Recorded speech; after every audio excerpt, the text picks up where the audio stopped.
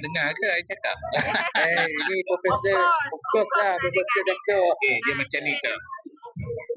Orang bercakap, knowledge, knowledge ni boleh belajar. Tapi pengalaman tak boleh dibeli tau. Pengalaman tak boleh dibeli.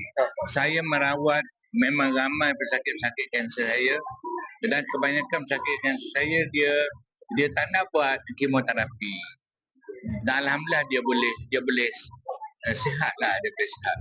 Jadi saya gunalah produk-produk lain sebab kita tahu behavior sel kanser. So apa behavior sel kanser? Sel kanser yang pertama sekali dia membiak dalam keadaan tanpa oksigen. Kalau tak ada oksigen dia cepat biak. Yang kedua, sel kanser ni dia membiak dalam keadaan acidic. Kalau badan berasid dia cepat biak. Dan yang ketiga, makanan untuk sel kanser adalah gula. Jadi untuk supaya katalah 5 tahun lagi dia tak akan ada lagi sel kanser, macam mana? You kena betulkan keadaan tiga tadi kan. Jadi kalau you betul yang tu, insya-Allah betul lah. Dia tak akan ada. Jaga tu je lah. Jaga yang cara tadi. Betul. Jadi bila macam tu, apakah bahan-bahan yang bagus sebenarnya supaya dia memenuhi tiga keadaan tadi? Yang pertama adalah siruto tadi.